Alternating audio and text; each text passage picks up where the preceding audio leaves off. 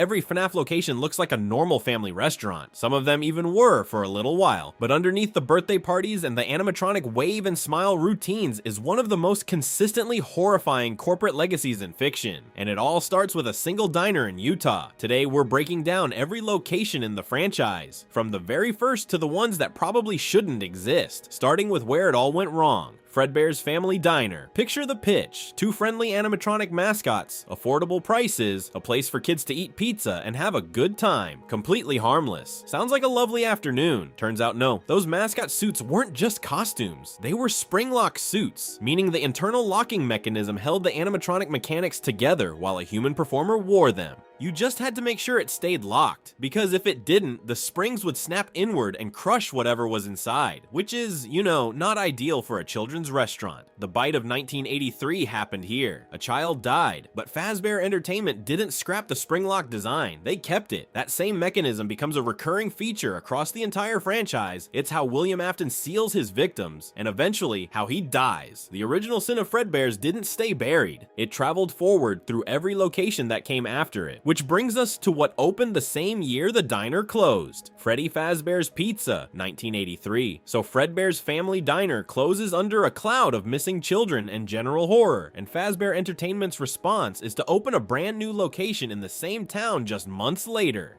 Same building, heavily renovated. Fresh coat of paint, new name, 5 animatronics on the floor. Problem solved, apparently. The new lineup was Freddy, Bonnie, Chica, Foxy, and a deactivated Golden Freddy suit sitting in the back room. Night security earned $120 a week, which sounds bad now and will sound catastrophically worse by the end of this video. The location ran for about 3 years before closing in 1986. And here's where it gets complicated. The incident that triggered the closure was officially classified as an animatronic error, but nobody could confirm the suits malfunctioned. Nobody could confirm they didn't. The investigation hit a wall and stayed there. Whether those animatronics acted on their own, were programmed to, or were being operated by something else entirely was never resolved, which is, you know, not ideal for a children's restaurant. This is the location that established the entire Fazbear playbook. Incident, silence, closure, repeat, and they were only just getting started. The 1987 location took everything here and somehow made it worse. Freddy Fazbear's Pizza, 1987. Fazbear Entertainment opened this location in 1987, which sounds like a fresh start until you remember why a fresh start was necessary. New building, same animatronics, now with an upgrade nobody asked for. The toy animatronics joined the lineup alongside what the company clearly believed was a safety feature worth celebrating: facial recognition software connected to a criminal database. The suits would scan faces against a registered sex offender list and alert staff. Fazbear Entertainment genuinely thought this was a selling point. They gave their haunted robots the ability to recognize faces, and then seemed surprised when the robots started targeting the wrong people entirely. Phone Guy is the most important document we have from this location. His recorded calls are the closest thing this place ever had to an employee handbook, and they read like a man coaching you through surviving a workplace that should have been condemned 6 months ago. Calm, helpful, describing scenarios that would end most businesses permanently, all delivered in the tone of someone explaining the office printer. The bite of 1987 happened here. A child sustained frontal lobe damage. The building closed. Animatronic parts were salvaged and stored, eventually resurfacing at Fazbear's Fright years later. The location didn't malfunction at the end, it just finished. If you thought a pizza restaurant with facial recognition software was bad, Circus Baby's Pizza World decided to aim considerably lower. Circus Baby's Pizza World on paper. Circus Baby's Pizza World sounds like a perfectly reasonable competitor to Freddy Fazbear's Pizza. Bright colors, fun theming, targeting a slightly younger crowd aged 3 to 8. Very wholesome, very normal, except the main animatronic, Circus Baby, was built with vocal recognition software that could identify a specific child in a crowded room and adapt her behavior to isolate that child from the group. That is not an entertainment feature. Nobody building a family restaurant needs their animatronic to single out individual kids. That is a targeting system with a costume on. The location's lifespan was weeks, maybe months. It may have never fully open to the public at all, which means management's response to whatever happened inside was to shut everything down quietly rather than report it to anyone. Cool, perfect perfectly transparent business practice. Elizabeth Afton disappeared here at some point during the earlier era of the franchise's timeline. Here's the thing about that. The game never gives you a clean date, a clean explanation, or a clean anything. It just confirms she went inside, something went wrong with Baby, and the location closed. The exact circumstances remain deliberately vague, which is somehow worse than a straight answer. Whether Circus Baby's Pizza World was a genuine entertainment venue or something built for a much darker purpose has never been confirmed. The evidence doesn't exactly point toward innocent. Fazbear's Fright, by comparison, was at least an attraction that admitted it was supposed to be scary. Fazbear's Fright. Someone looked at the complete history of Fazbear Entertainment. Every missing child, every animatronic incident, every location that burned or closed under mysterious circumstances, and thought, haunted house. Perfect business opportunity that someone opened Fazbear's Fright, a horror attraction built around the now infamous legacy of Freddy Fazbear's Pizza. Not owned by Fazbear Entertainment directly, just licensed from them, which is an important distinction we'll get back to. One-night security guard, working solo through the dark. That staffing structure should sound familiar by now, because Fazbear Entertainment has apparently decided one isolated person in the dark is the optimal security model regardless of decade or location type. The attraction did not last long. The building caught fire.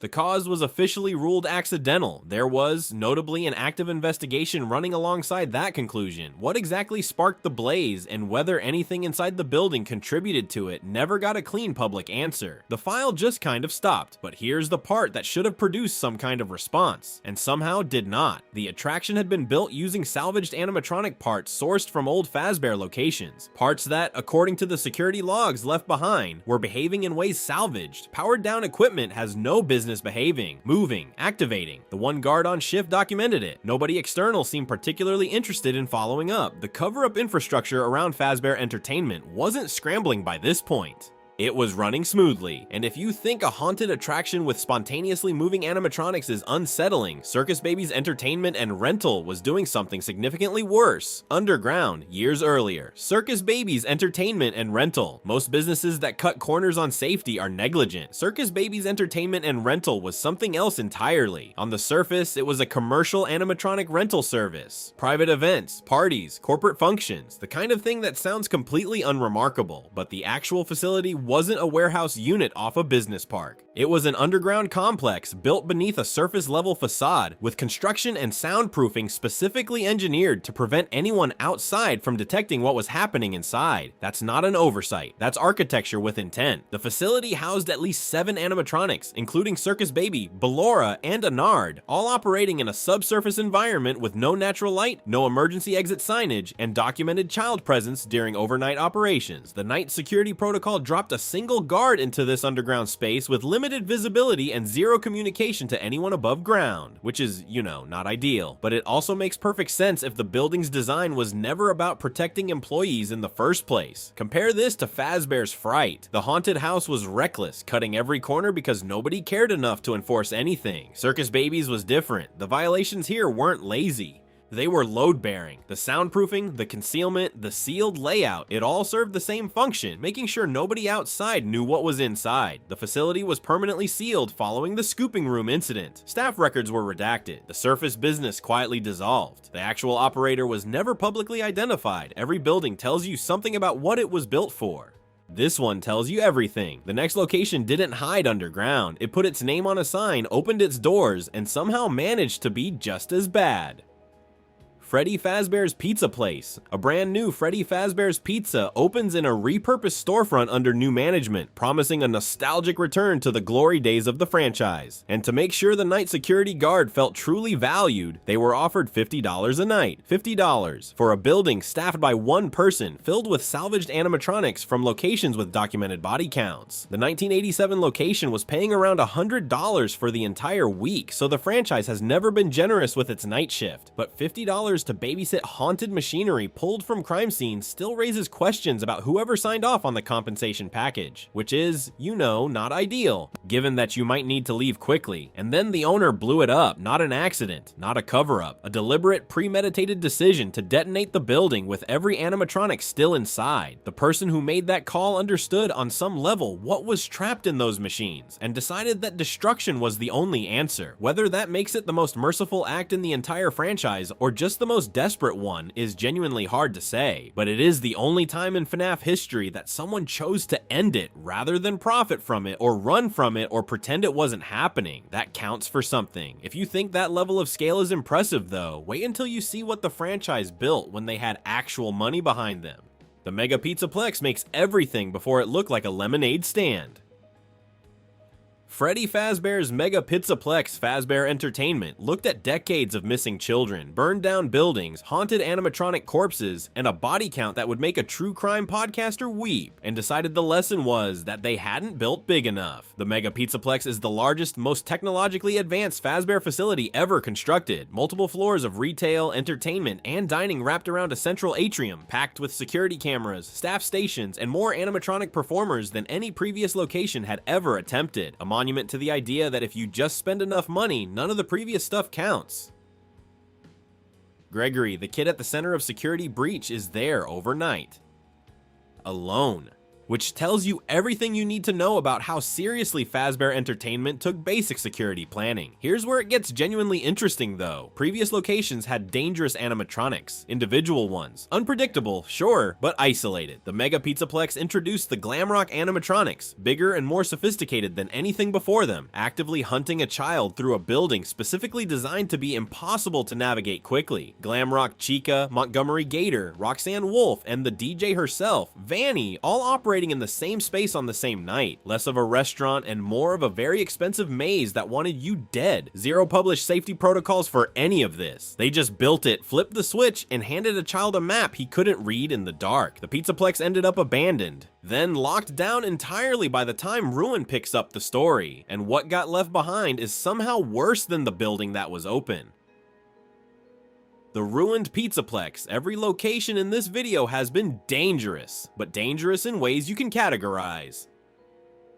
Springlock failures, animatronic programming, corporate negligence, deliberate human evil. You can point at a mechanism and say that's why people died here. The Ruined Pizzaplex doesn't give you that. By 2026, the Mega Pizzaplex has been condemned for months. 70 to 80% structural damage, flooding throughout the lower floors, collapsed upper levels, emergency exits sealed shut. Local authorities listed it under an active unsolved disappearance task force investigation, which is already not a sentence you want associated with a building you own. The gap between the 2024 lockdown and the 2026 condemnation is roughly 18 months of documented nothing, a sealed building that nobody officially entered and from which multiple people never came back out. Here's where it stops being a real estate problem. Audio logs recovered from inside describe rooms whose internal dimensions don't match the building's external footprint, spaces that shouldn't exist based on the structure above them, repeating architectural patterns that investigators initially attributed to structural damage before realizing the repetition was exact.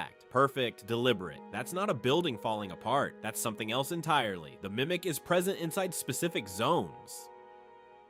And the mimic is not like anything else in this franchise. Every other animatronic inherited something. A soul, a memory, a fragment of a dead child. The mimic learned. It observed every animatronic that came before it and built itself out of what it found. It's not haunted, it's educated. Whatever is happening inside the Ruined Pizzaplex isn't a ghost story. The physics stopped working correctly, and something that learned from every horror this franchise ever produced is living in the parts of the building that shouldn't exist. And somehow, Jeff's Pizza is operating 3 miles away without a single incident. Jeff's Pizza. Here's the thing about Jeff's Pizza. Nothing has ever gone wrong there. That's it. That's the whole entry. A pizza restaurant where nobody has disappeared, nothing has malfunctioned, and the staff go home at the end of their shift, which should be the bare minimum expectation for a place that sells food to children. But after everything we've seen from Fazbear Entertainment's track record, it genuinely feels like a miracle. Jeff's Pizza is an independent, family-owned restaurant with no Fazbear Entertainment affiliation, no animatronics, and no corporate ownership structure. It appears in the Fazbear Fright story Into the Pit as basically a background detail, a normal local pizza place operating in the same world as all of this. The operational model Jeff has apparently been running this whole time was available to Fazbear Entertainment at literally every stage of its history. They never once considered it, but here's the part that actually gets me. The fact that Jeff's Pizza is even notable enough to mention is entirely because of the contrast. It exists in a universe where the alternative to a normal pizza restaurant is a building full of haunted animatronics with a body count. Jeff's Pizza's entire claim to fame is we are a regular restaurant, and somehow that makes it one of the most comforting locations in the whole franchise. We don't know much else about Jeff's Pizza canonically. The references are sparse and the lore is thin because, again, nothing has gone wrong there. No incidents to document, no mysteries to unravel, just pizza. Compared to what's coming next, Jeff's Pizza is basically a spa retreat. Murray's Costume Manor. Murray's Costume Manor is a costume rental shop run by one guy named Murray, located somewhere rural, stocked with over 200 costumes, and it is somehow one of the more unsettling locations in this entire franchise. Here's why. Murray's inventory includes pre-1983 mascot suits with embedded mechanical components, wearable animatronic adjacent equipment built before the bite of 1983, never subjected to a single modern safety inspection, currently available to rent for your kid's birthday party. That's not a horror story setup. That's just the situation. The fact that these suits survived 4 decades of regulatory oversight says something genuinely troubling about how many dangerous artifacts from Fazbear Entertainment's early years are still quietly circulating in the world, not locked in a condemned building, not buried, available for rent from Murray. And then there's the defensive angle, which deserves a moment. In 2026, the most practical protection you can find against a hostile animatronic is a fursuit from a rural costume shop, not advanced robotics countermeasures, not government intervention. Murray. That's where we've landed. To be honest about the canonical record here, Murray's connection to Fazbear Entertainment's supply chain or to any underground animatronic part distribution network has not been confirmed. The store's full role in the current timeline is genuinely open. What's confirmed is that it exists, Murray runs it, and it contains equipment that probably should have been destroyed before most of the current audience was born. Whether Murray knows what he's sitting on is a different question entirely, and frankly, a scarier one, but if Murray's unsettles you, wait until you see what's underneath everything.